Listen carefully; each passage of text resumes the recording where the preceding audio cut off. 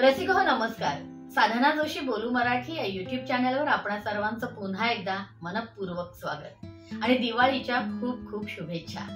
आज या निमित्ताने एक छोटीशी गोष्ट. एके ठिकाणी एक सेमिनार सुरू होतं आणि त्या सेमिनार मध्ये जे शिक्षक शिकवत होते त्यांच्या समोर सगळी तरुणाई बसली होती. कॉलेजची मुलं होती, काही नोकरीला जाणारी होती, म्हणजे वयोगट साधारणतः 25 ते 35 च्या मधला. त्या मुलांना सगळं समजावून सांगत असताना त्या शिक्षकांनी एका मुलाला उभं केलं आणि त्याला एक प्रश्न विचारला.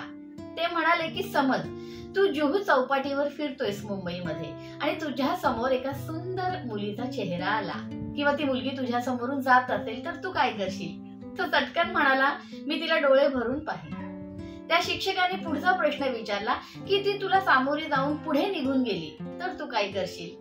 तर तो आणखी आनंदाने म्हणाला की मी मागे वळून वळून बघीन. शिक्षकाने पुन्हा पुढचा प्रश्न केला की समजा ती अजूनही दूर जाते तुझ्याकडे तरीही तू तुला वळून मागे बघशील? तर तो म्हणाला, हो, बायको सोबत नसेल तर नक्की पाहीन. आणि सगळ्या त्या सभागृहामध्ये एकच हाशा पिकला. त्या शिक्षकाने त्याला दुसरा प्रश्न विचारला, आता असं समज की मी तुला काही पुस्तकं दिलीत आणि ती पुस्तकं तुला मुंबई मधल्या एका व्यक्तीकडे जाऊन द्यायची आहेत. तू तिथे पोहोचलास आणि तिथे पोहोचल्यावर तुला लक्षात आलं की ती व्यक्ती अब्जाधीश आहे. अनेक कंपन्यांची मालक आहे, दारामध्ये खूप महागड्या गाड्या आहेत, तिथे सिक्युरिटी आहे आणि तुला एक दडपण आलं. तू त्या पुस्तकांचा निरोप त्या सिक्युरिटीच्या मार्फत त्या माणसापर्यंत पोहोचवला तर ती व्यक्ती स्वतः चालत बाहेर आली, तुझ्याकडून तिने ती पुस्तकं घेतली आणि अगत्याने तुला तुझी विचारपूस करून आतमध्ये घेऊन गेली, तुला जेवू घातलं. जेवता जेवता त्यांनी प्रश्न विचारला की तुम्ही कसे आलात आणि तू सहज म्हणून गेलास की मी ट्रेनने आलो.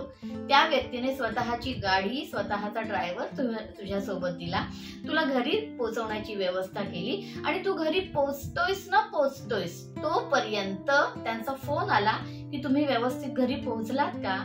आता मला सांग, तू जी सुरुवातीला तरुण मुलगी बघितली होती तिचा चेहरा तुझ्या आठवणीत किती वेळ राहिला होता? तो तरुण मुलगा म्हणाला की दुसरा नवीन चेहरा येईपर्यंत एक 5-10 मिनिटात. पण आता सांग की या व्यक्तीचा चेहरा तुझ्या आयुष्यात किंवा तुझ्या स्मरणात किती वेळ राहील? तू लगेच विसरशील त्याला? तो म्हणाला, छे छे, इतकी मोठी व्यक्ती जर इतक्या अदबीनं, नम्रतेनं, सौजन्याने माझ्याशी वागते तर तिचा चेहरा मी आयुष्यभर विसरू शकत नाही. ही प्रश्नोत्तराची सगळी मालिका झाल्यानंतर त्या मुलाला खाली बसवल्यावर त्या सगळ्या मुलांकडे बघत ते शिक्षक म्हणाले, खरं तर मुलांनो, जीवनाचं हेच खरं वास्तव आहे. सुंदर चेहरा अगदी काही काळापुरता आपल्या स्मरणात राहतो, पण सुंदर वागणूक मात्र आयुष्यभर आपल्या स्मरणात राहते. आणि म्हणूनच जीवनाचा हा मूलमंत्र या दिवाळीच्या माध्यमातून जेव्हा निरोप तुम्हाला द्यायचा तेव्हा असं सांगावंसं वाटतं की जीवनाचा हाच मूलमंत्र जपूयात. चेहऱ्याच्या आणि शरीराच्या सौंदर्यापेक्षा स्वतःच्या वागणुकीच्या सौंदर्यावर लक्ष केंद्रित करूयात. म्हणजे आयुष्य स्वतःसाठी आनंददायी होईलच, पण इतरांसाठी मात्र अविस्मरणीय आणि प्रेरणादायी ठरेल. पुन्हा एकदा दिवाळीच्या खूप खूप शुभेच्छा. स्वतःसोबत वागणुकीलाही सुंदर करूयात आणि सुंदर होऊयात. धन्यवाद.